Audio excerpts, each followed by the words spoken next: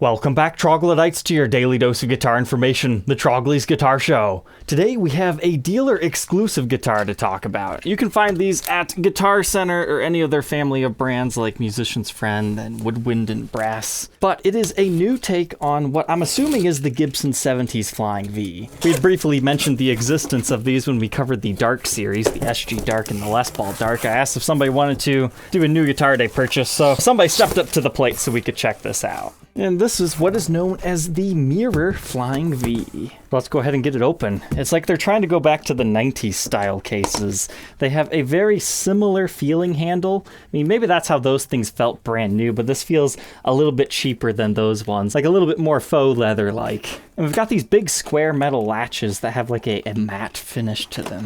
But inside here sleeps the Mirror V. All right. So yep, my assumptions are correct. This is just a 70s style Flying V that has been given a little bit of a makeover. So obviously what makes this different is it's got a mirror pickguard. So you're going to see my face in some of the reflections, but it looks like it comes stock from the factory with like something to protect it, which is something Fender does all the time, but Gibson not necessarily. So I can see why Guitar Center would have them do that, especially when a lot of these will be like display models in a store. You're going to get people's fingerprints and everything. So I think I'm just going to leave that on. Then I don't have to worry about fingerprints and stuff. So what makes this a 70s style Flying V? It really comes down to the construction of the neck and how it sticks up a little bit when it comes to here. Those are my favorite Flying Vs. I think they feel the best, but there's a bunch of different variations out there. So let's do a quick comparison between a 70s Flying V and Guitar Center's Mirror V. So a regular 70s style Flying V, those are $2,199. Whereas the new Mirror is actually $200 cheaper and essentially the exact same guitar. The 70s are offered in only white, however, as a Gibson.com exclusive, you can find them in black. So this guy right here is essentially the Gibson.com exclusive, but with different pickups, different pickguard, different truss rod cover. It's the same black finish though. But that brings me to our next point. The 70s get what they call 70s tribute burst buckers, and they're completely uncovered. It gives that guitar a very certain look. Whereas this, it has a black chrome cover over Dirty Fingers pickups. So a little bit of Gibson history, Dirty Fingers pickups came out in the very late 70s. Flying Vs from the 70s would not have Dirty Fingers pickups. They would have T-tops. However, this thing has a very 80s aesthetic to it, so I understand why the Guitar Center was like, hey, let's put some Dirty Fingers in here. Those are going to be some very hot ceramic coils. So let me be real with you guys. If you were in the market for one of these new 70s Flying Vs, you don't really care about the finish and whatnot, even if you don't like the mirror pickguard, it's still a heck of a lot cheaper to pick one of these things up and just modify it to your own tastes. I mean, the $200 discount makes it the exact same price as the original ones before they increased the prices this year. So in my eyes, it's a no-brainer, especially when a lot of the times these things are in stock at Guitar Center stores, whereas the 70s Flying Vs, you gotta wait a long time for those things to even come in. And so far, it's feeling the same. But hey, say you don't like the look of this one. You can also check out a New Century Flying V. Those have the mirror pickguard that's actually inlaid into the top. It covers more of the guitar than just this. So it's not the first time that Gibson has offered a mirror guard. You could also check out something like the Lenny Kravitz Flying V if you want a golden mirror pickguard. But anyways, let's go ahead and throw this on the workbench, take an individual look at its parts and specs, and then we'll get to that playing demo.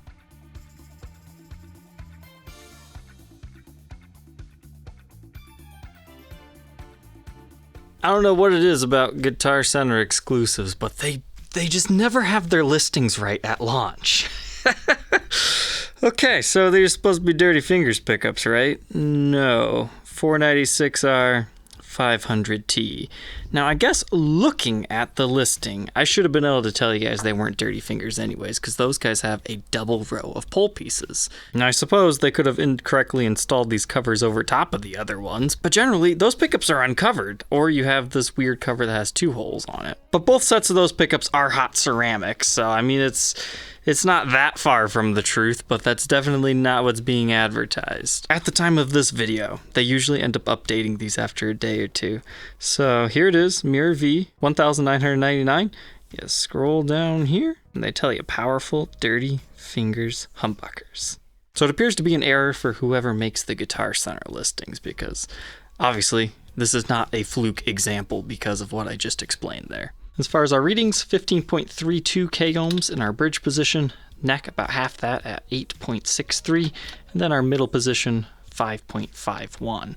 Now Dirty Fingers, I believe they both read about 16k ohms, so I guess that neck pickup is kind of significantly different, but they are both ceramic magnets on each set of guitars.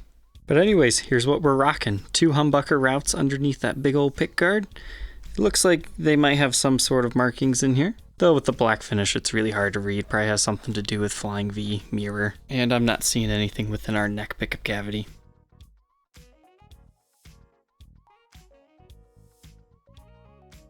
So now electronics. I was kind of scared we'd see like a PCB system on here or something, but no, it's the same style that you'll find on the 70s Flying V model. Gibson branded pots, orange drop capacitors, but where the electronics sleep, surprisingly enough, you can actually see through to the bare mahogany wood. That's kind of cool. None of those markings make any sense to me, but there it is.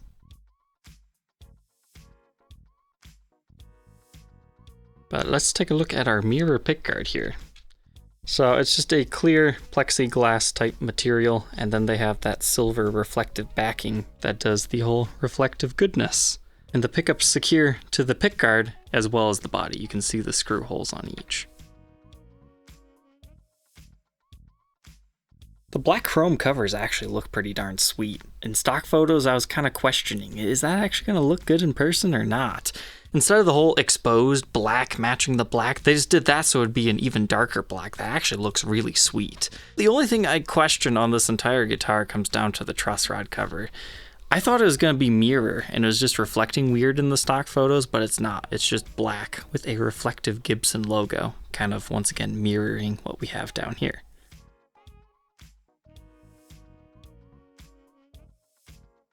Your bridge is the regular one, advanced plate incorporated branding. You can see those right there. And just like the bridge, the tailpiece is also lightweight aluminum. As far as your controls, 2 volumes with a single master tone, 3-way selector switch, output jack on the front. This guitar gives me some real Judas Priest vibes for multiple reasons. But anyways, these have mahogany bodies, mahogany necks with rosewood fretboards. And we've got 22 medium jumbo style frets with the acrylic dot inlays with binding on the neck, which is a nice fancy feature of the 70s Flying Vs. I actually want to take a second to really take a close-up on this fretboard and the binding. Normally there's a lot of tooling marks. This has to be one of the cleanest Gibsons, brand new, that I've seen in regards to that. They might actually be stepping their game up or figuring out what's making those marks, or at least sanding them out. I'm not sure, but that is extra clean. Like, even the fretboard is impressive. 24 3/4 inch scale length with a 12-inch fretboard radius. We've got 1.7 inches at the nut. That increases to 2.09 by the 12th. First fret neck depth, 0.85 and 0.94 by the 12th. Definitely a slimmer feeling neck. Let's check it out on the contour gauge. Here it is at the 1st fret and the 12th fret. Just a kind of rounded C. This looks a lot bigger than it feels.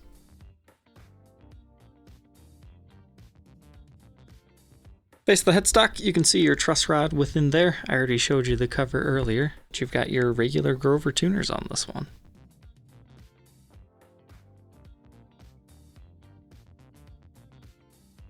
Moving on to the backside, this is why I hate brand new black gloss finishes. They just show all the fingerprints and dust is attracted to them. My camera never wants to focus on them because they're so reflective.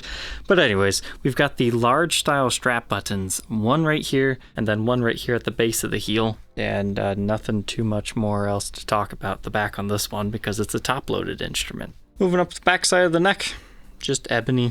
Not much to talk about till you get to your Made in USA stamp right there. And then you've got your serial number impressed all the way like this. So it looks like 236th day of the year, 2021. Initial batch 250, maybe 6? No, it looks like 8. And these are just regular Grover tuners, not locking.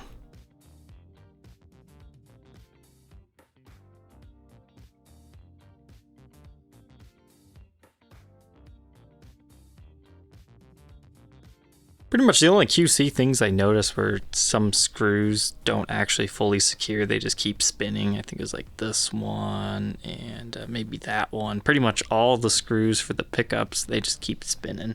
There's still perfectly secure. It's not an issue. It's just these videos also serve as like a quality control analysis for like Gibson, Guitar Center, and whatnot. It's just a random check.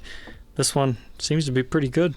And all said and done, it weighs 7 pounds, 9.2 ounces. Let's go ahead, plug it in, and hear how this one sounds. Alright, let's go ahead and run through the tones of this. Unfortunately, the toggle switch is defective in this guitar, brand new, so that's kind of a bummer. Neck pickup works just fine. Bridge pickup works just fine. But the middle position will cut in and out on you. It just happened to work that time. So maybe we'll get a demo out of it, maybe not. I'll have to send this one back and maybe get it repaired. But we'll start with our neck position here.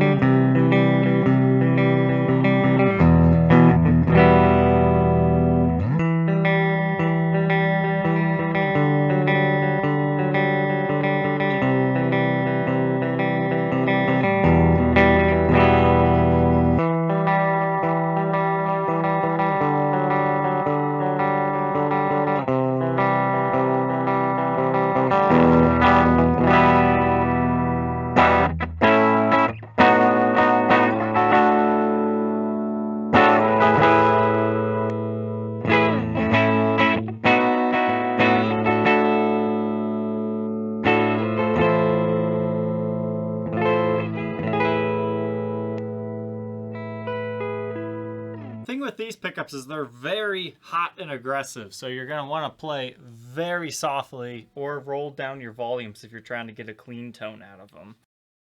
Because if you don't, it'll kind of become a muddied mess like this.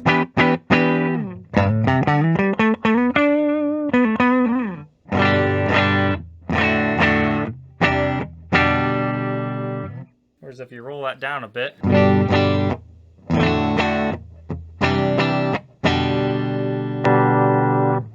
try that same thing on the bridge.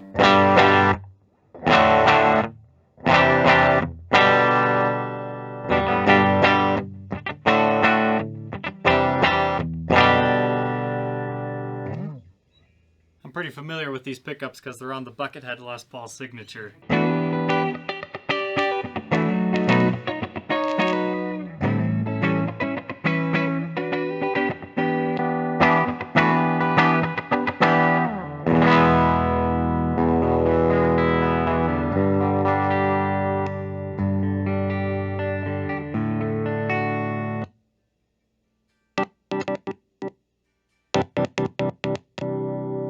Yeah, so that's what's going on with that middle position. It's like it's not hitting both of the contacts all the time. I tried spraying it out, that didn't help at all. But let's go ahead and try to get some distorted tones out of this.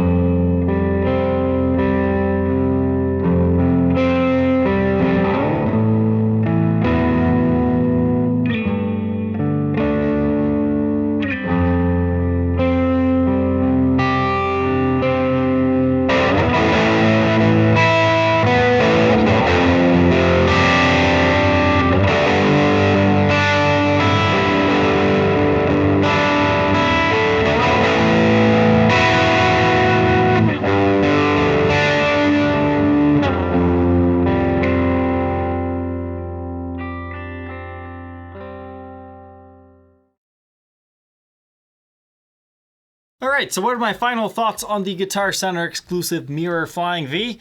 If you wanted one of the 70s Flying Vs, you like it in black, and you like mirror pickguards, and you like $200 discounts with slightly different pickups that are ceramic, you're gonna like this thing. Again, I'm gonna stand behind, you might as well just buy this as long as you like the finish, and if you're planning on modifying your other one anyways, because, you know, $200, that goes a long way with some modifications. It balances well on a strap, like, eventually it'll start to want to neck dive, but as long as you start it in the proper location, it's perfectly fine for that.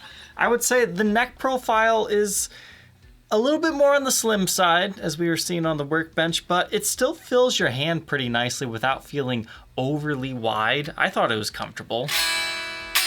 And even if you're not normally a fan of the mirrored pickguard look, as long as you leave that protective film over it, it's more like just a plasticky look. It's a little bit more muted. So I actually liked this pickguard with the film over top of it a lot better than I thought I was going to, because I've had some of those New Century guitars and they get a little bit obnoxious sometimes. But I've really come to dig those black chrome pickup covers on this one. It complements the entire instrument very well. So as far as the tones go, I'll let you be the judge. I ran it today through a deluxe reverb. Obviously, there's better amps to run hot ceramic pickups through, so your results may vary in that. But I did have a good time with this guitar. Just a few surprises on it, and unfortunately, we're gonna have to get that toggle switch replaced. But, you know, when you make hundreds and thousands of guitars a year, a couple of them are bound to have some issues. That's why there's warranties. But a little bit of a shame that that couldn't have been caught before then. But anyways, troglodytes, I hope you enjoyed checking out the new Mirror Flying V. Don't forget to like, comment, and subscribe, and we will catch you tomorrow on the next episode. Take care.